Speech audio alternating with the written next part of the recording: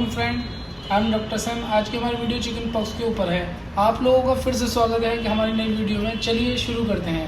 आज की इस वीडियो में हम बात करेंगे चिकन पॉक्स के बारे में। सबसे पहले कि चिकन पॉक्स की किसी भी पेशेंट में वायरस जोस्टर एक ऐसे वायरस की वजह से होता है और ये वायरस एक इंसान से दूसरे इंसान में ड्रॉपलेट इन्फ्लेक्शन की वजह से होता है। इसके साथ साथ चिकन पॉक्स में उस पेशेंट की बॉडी पर रैशेज आते हैं और रैशेज के डायरेक्ट कांटेक्ट की वजह से एक पेशेंट या फिर एक बैक्टीरिया से दूसरे बैक्टीरिया में भी चिकन पॉक्स का इन्फेक्शन फैल सकता है। जिस व्यक्ति में भी इससे पहले चिकन पॉक्स नहीं हुआ है या फिर इससे पहले चिकन पॉक्स की वैक्सीन नहीं लगी तो इन दोनों व्यक्ति को चिकन पॉक्स का खतरा बना रहता है।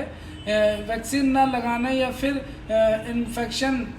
उससे पहले इन्फेक्शन बढ़ जाना या फिर उससे पहले चिकन पॉक्स का होना, या दोनों ही अपने आप में फैक्टर हैं चिकन पॉक्स होने के लिए।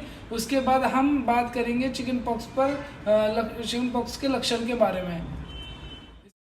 चिकन पॉक्स के पेशेंट को सबसे पहले मिलाटिस टाइप का एक रैशेज आता है पेशेंट को, और उसको ईचिंग महसूस होती है। इस तरह के रेशेज पेशेंट को चिकन पॉक्स के 10 से 21 दिन के बाद आते हैं। एक बार आने के बाद 5 से लेकर 10 दिन तक बनी रहती है। इसके बाद हम सिम्टम्स की बात करेंगे। चिकन पॉक्स के पेशेंट के रश आने के साथ साथ उस पेशेंट को बुखार आता है। बुखार के साथ साथ ज़्यादा थकावट महसूस होती है। पेशेंट को भूख कम लगती है। उस पेशेंट को काफ़ी सर दर्द होता है। ये कुछ लक्षण हैं जो कि चिकन पॉक्स में दिखाई दिए जाते हैं। जनरली चिकन पॉक्स में पेशेंट को ऐसा है कि घर में भी ठीक किया जा सकता है। अगर पेशेंट को पीसीएम दो और बहुत ज़्यादा लिक्विड डाइट दो और प्रॉपरली रेस्ट दो तो पेशेंट को घर में भी ठीक किया जा सकता है। लेकिन आपको समझना पड़ेगा कि डॉक्टर के पास जाना कब है और उसके अलार्मिंग सेंस होते हैं। अलार्मिंग सेंस के बारे में हम बताएंगे। इसमें अलार्मिंग सेंस क्या होते हैं। पर जो रैशेज होते हैं, ये रैशेज इनकी एक आँख की तरफ से दूसरे आँख की तरफ जाते हैं और एक पेशेंट की बॉडी पे रैशेज आते हैं। रैशेज में जो पेशेंट सेकेंडरी बैक्टीरियल इन्फेक्शन के होने के साथ साथ पेशेंट के चक्कर आना, सीने में दर्द होना या सांस लेने में तकलीफ आना, या 1 से 2 डिग्री फ़ारेनहाइट से ज़्यादा बुखार आना, या फिर पेशेंट को खांसी आना, या फिर उल्टी जैसे सेंसेशन होना, या फिर सीने में एंड सिम्टम्स आना के बाद आपके डॉक्टर की सलाह लेनी चाहिए। इसके बाद इम्यूनो कॉम्प्रोमाइज रहे, जैसे कि पहले या एड्स है या HIV है या कैंसर है, इस तरह की कोई भी बीमारी है पेशेंट को, या फिर वीक है पेशेंट बहुत ज़्यादा, या चिकन पॉक्स का इन्फेक्शन होता है, तो आपको फ़ौरन डॉक्टर की सलाह लेके ट्रीटमेंट शुरू करनी होगी। ठीक है।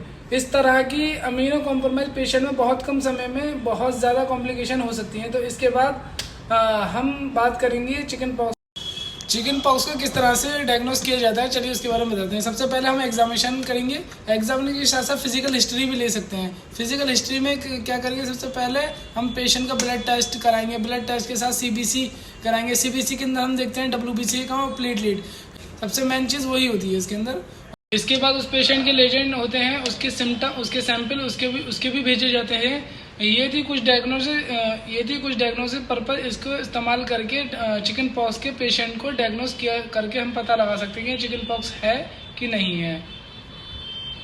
इसके बाद हम बात करेंगे चिकन पॉक्स के ट्रीटमेंट के बारे में। ये सबसे पहले कि चिकन पॉक्स के ट्रीटमेंट के लिए कोई स्पेसिफिक लियोन ट्रीटमेंट नहीं होता है, या फिर ज़्यादातर मोस्ट इम्पोर्टेंट पेशेंट में इस तरह के ट्रीटमेंट करने की ज़रूरत नहीं है। अगर आप एंटीस्टोमेटिक ड्रग देते हो या फिर लिवोसिट्रिजिन या फिर फिफ्थोफेरामाइन देते हो, तो इस तरह के ड्रग देते हो, तो जैसे कि PCM देते हो या फिर दोनों ही ड्रग देते हो, तो चिकन पॉक्स के पेशेंट में आराम हो जाता है। या फिर अगर पेशेंट को आप ओवर रेस्ट देते हो और बहुत सारे लिक्विड डाइट देते हो तो पेशेंट को उसमें भी आराम होता है। या फिर एंटीपायरेटिक ड्रग्स भी दे सकते हैं, जैसे पैरासीटामोल देते हो तो इसके साथ सिट्रिजिन जैसी दवाई देते हो तो, और एक्स्ट्रा एप्लीकेशन के लिए एलोवेरा जेल लगा देते हैं तो रेशेज के ऊपर, तो उस पेशेंट को आराम हो जाता है। और अगर किसी पेशेंट को अलार्मिंग सेंस आ जाते हैं तो ऑटोमेटिक सेंस के बारे में हमने अभी कुछ देर पहले आपसे बात की थी। किसी पेशेंट को अलार्मिंग सेंस आते हैं या कोई कॉम्प्लिकेशन बन जाती है तो इस पेशेंट को एंटीबायोटिक्स देते हैं या फिर एंटीबैक्टीरिया के साथ साथ एलर्जेसिक या फिर एंटीपायरेटिक्स भी दी जाती है। के साथ साथ इस तरह के पेशेंट में सिम्पटोमेटिक सेपिटल थेरेपी भी दी जाती है। सो गाइस, आप लोग समझ गए होंगे कि इस वीडियो से जो आपको कुछ सीखने को मिला या फिर कुछ ऐसी जानकारी जो आपको लोगों को नहीं पता थी। तो अगर वीडियो अच्छी लगी तो लाइक एंड सब्सक्राइब कीजिएगा और इससे जुड़े कोई भी क्वेश्चन आपको तो आप कमेंट्स में पूछ सकते हैं। अगर वीडियो अच्छी लगी तो फॉलो करना ना भूलें।